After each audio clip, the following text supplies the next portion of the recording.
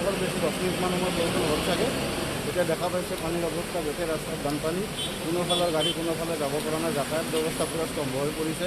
আৰু ইয়াৰ মূল কাৰণটো হৈছে ইয়াৰ যিখিনি নালা নৰ্দমা আছে সেইখিনি মানে সুবিধাজনক নহয়।